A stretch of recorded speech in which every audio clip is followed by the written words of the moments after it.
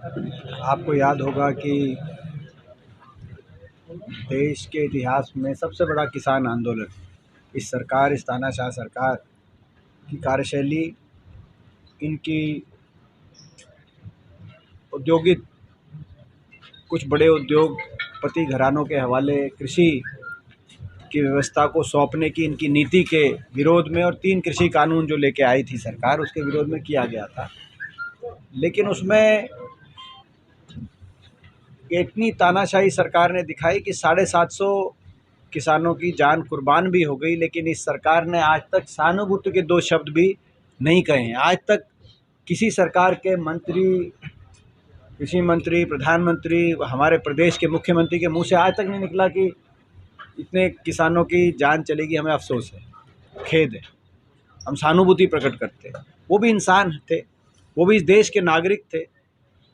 इतनी जानें चली जाएं दुनिया के किसी कोने में, तो भी यहाँ पर इन लोगों की वक्तव्य आ जाते हैं, ट्वीट आ जाते हैं कि हमें दुख है।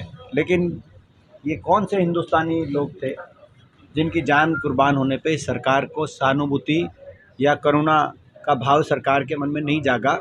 इन बातों को लेकर उन 750 शहीद किसानों की याद उनको याद करते हुए वो कुर्बानी व्यर्थ नहीं जाएगी।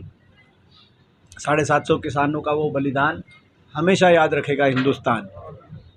इस बात को लेकर हम ये संकल्प, किसान आने वाले समय में हरियाणा प्रदेश में सरकार हो कि किसान, मजदूर, गरीब, छोटा व्यापारी, कर्मचारी, किसी भी वर्ग के साथ ऐसा अन्याय अत्याचार ना हो कि किसी वर्ग को इस तरीके से आंदोलन करना पड़े, किसी वर्ग को इतनी बड़ी संख्या में जान कुर्बान करनी पड़े।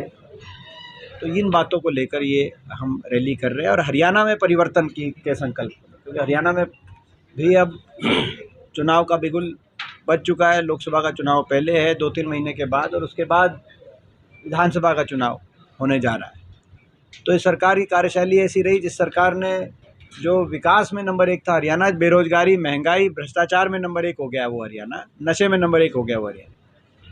तो आज हर वर्ग इस सरकार की अहंकार से त्रस्त है, अहंकार में भी नंबर 1 हो गया हरियाणा। तो हरियाणा में परिवर्तन का संकल्प और उन किसान भाइयों को श्रद्धांजलि, और ये संकल्प कि उनकी कुर्बानी व्यर्थ नहीं जाएगी। इन बातों को लेकर ये हम 24 तारीख को जिन किसानों को अपनी जान कुर्बान करनी पड़ी थी पुलिस की गोली से, उन सभी को, जैसे ही कांग्रेस पार्टी की सरकार बनी चौधरी उपेंद्र सिंह हुड्डा जी के नेतृत्व में, उन सभी किसान परिवारों को एक सरकारी नौकरी, आर्थिक सहायता, और उन किसानों को शहीद का दर्जा देने का काम हुआ था, जो केवल पिछली पूर्ववर्ती सरकार, चौटाला सरकार ही नहीं, उससे पहले की भी 20 वर्ष की जो भी सरकारें रही थी, जो भी किसान आंदोलन रहे थे, और 10 साल तक जब हमारी सरकार रही कोई किसान आंदोलन हुआ नहीं।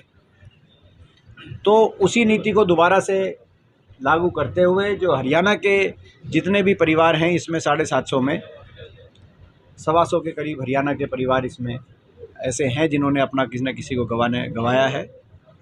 उन सभी परिवारों में सरकारी नौकरी हरियाणा के अंदर देने का काम सरकार करेगी। कांग्रेस पार्टी की हमारी सरकार बनती है तो पंजाब में हो चुका है काम। कैप्टन अमरिंदर जी की सरकार ने किसान आंदोलन के तुरंत बाद ये काम कर दिया था पंजाब में।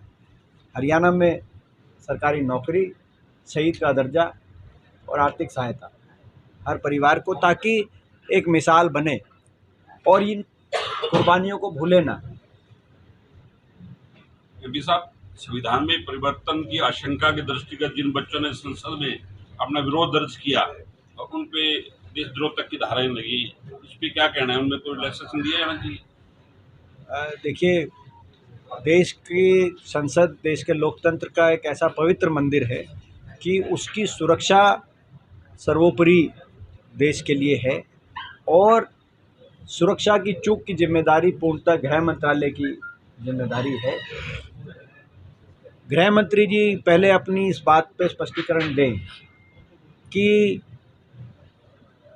इस तरह के जो अब बात आई कि कोई इस तरह के जो बच्चे जो बेरोजगारी और ऐसी समस्याओं से पीड़ित थे, उन्होंने आके ये घटनाक्रम को अंजाम दिया, तो इतनी बड़ी सुरक्षा की चूक कैसे हुई?